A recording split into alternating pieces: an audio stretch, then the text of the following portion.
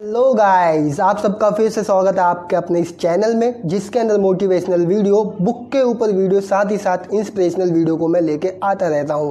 तो मेरा नाम है राहुल गौड़ और जो आज मैं बुक लेके आया हूं उसका नाम है थिंक एंड ग्रो रिच, जिसके लेखक है नेपोलियन हिल। तो देर किस बात की, चलिए वीडियो में।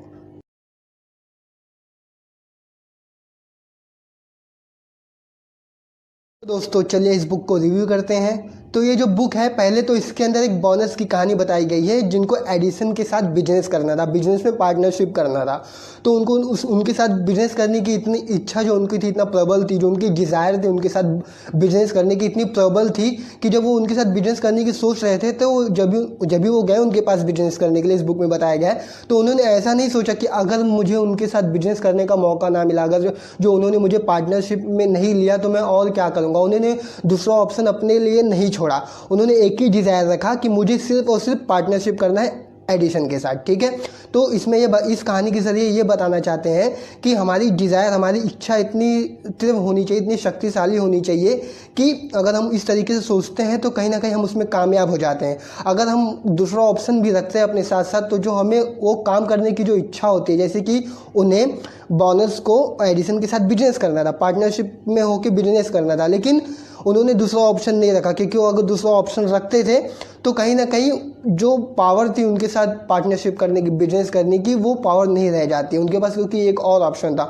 उन्होंने यह बताया कि जब आप आगे निकलते हो तो पीछे आने के सारे रास्ते बंद कर दीजिए। इसमें बताया गया है कि जब भी हम अपने सक्सेस के करीब होते, जैसे कि हम अपनी मंजिल को पाने वाले होते हैं ना, उसके पहले बहुत सारी असफलताएं हमारे लाइफ में आती हैं। ठीक है, जैसे कि कुछ भी आप वो, जैसे कि उनके पास बिजनेस करने के लिए पार्टनरशिप में जाते रहते हैं, लेकिन उसके पहले बहुत सारी असफलताएं आती हैं लाइफ में। वैसे लाइफ में कोई कुछ भी काम करता है, मतलब असफलताएं भी देखनी पड़ती है इंसान को, चाहे वो कोई भी काम हो। तो इस बुक में वो बताया गया है और इसको अच्छे से डिफाइन करने के लिए कि इच्छा शक्ति क्या होती है। जैसे कि बुक का नाम ही है थिंक एंड ग्रो रिच, तो सोचो और अमीर बनो, जैसे कि बुक में कहा गया है।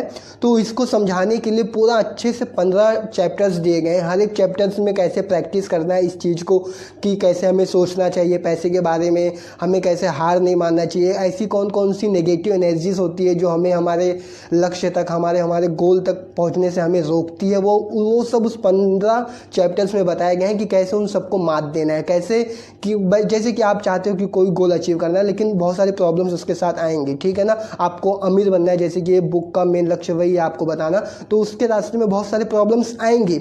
और इस बुक में 15 चैप्टर्स में वही समझाया गया है। कुछ चैप्टर्स, एक दो चैप्टर का नाम लेता हूँ, जैसे कि थॉट्स आर दी थिंग्स, ये हो गया पहला चैप्टर, जिसके अंदर बताया गया है कि जो हम सोचते हैं वही हमें मिलता है, वही चीज़ें हमारे सामने होती है। ठीक, डिज़ायर के बारे में बताया गया, कैसे हमारी डिज़ायर बहुत तीव्र होनी चाहिए, साथ ही साथ इसमें एक्शन कैसे लेना चाहिए, और भी 6 सेंस के बारे में बताया गया है। फिर इसके अंदर जो हो गया अपना ये सबकॉन्शियस माइंड के बारे में भी बताया गया है, और भी बहुत अच्छी अच्छी टॉपिक्स को कवर किया गया है। हमारे फियर्स क्या क्या होते हैं, और भी बहुत सारी चीज़, जैसे कि हम कोई भी काम करने जाते हैं हमें आलोचना सहना पड़ता है, वो सबको कैसे गेट ओवर किया जाए। इस पूरे चैप्टर में लगभग 15 चैप्टर डिवाइड किए गए हैं कि आप सबको कैसे प्रैक्टिस कर सकते हैं।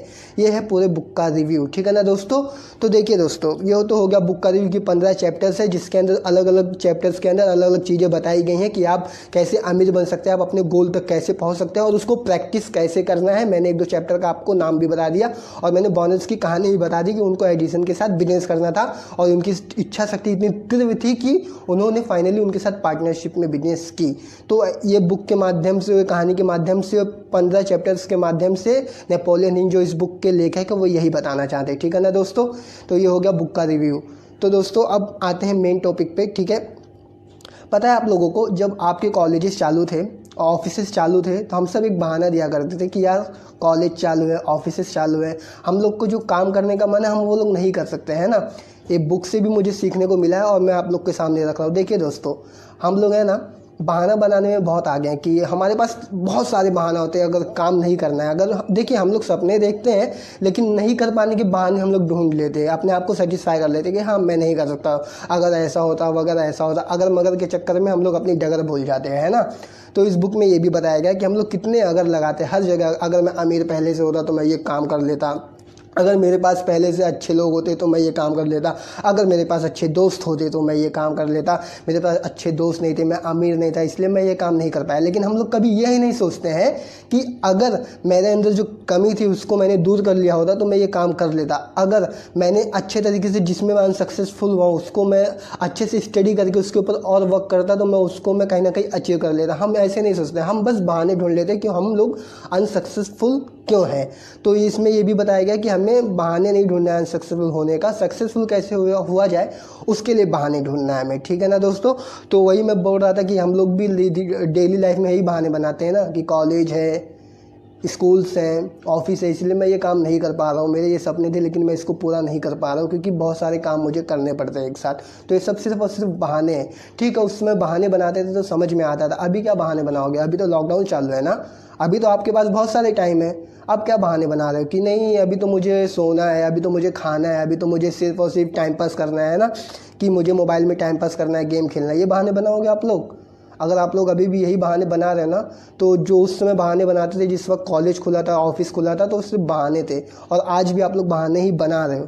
तो अगर ऐसे ही करते रहोगे तो आगे भी बहाने बनाते रह जाओगे, अपॉर्चुनिटीज़ आएंगी जाएंगी, अपॉर्चुनिटीज़ आएंगी जाएंगी, और आप क्या करते रह जाओगे, बहाने बनाते रह जाओगे।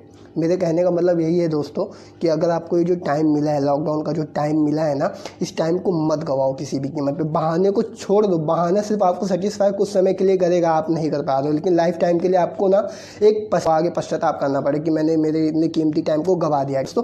तो अच्छे से इस पीरियड को यूज़ कीजिए, ठीक है ना दोस्तों। तो थैंक यू सो मच मेरे वीडियो को देखने के लिए। आगे और भी ऐसे इंस्पिरेशनल, मोटिवेशनल और बुक रिव्यूज़ के ऊपर वीडियोज़ आती रहेंगी, इसलिए चैनल को सब्सक्राइब कीजिए, और वीडियो आपको अच्छी लगी तो शेयर भी कीजिए, लाइक भी कीजिए, और कमेंट में आप लोग बताइए कि आप लोग इस वक्त क्या कर रहे हैं, क्या नहीं कर रहे हैं, आप लोग कैसे अपने टाइम को यूटिलाइज कर रहे हैं। थैंक यू सो मच, जय हिंद।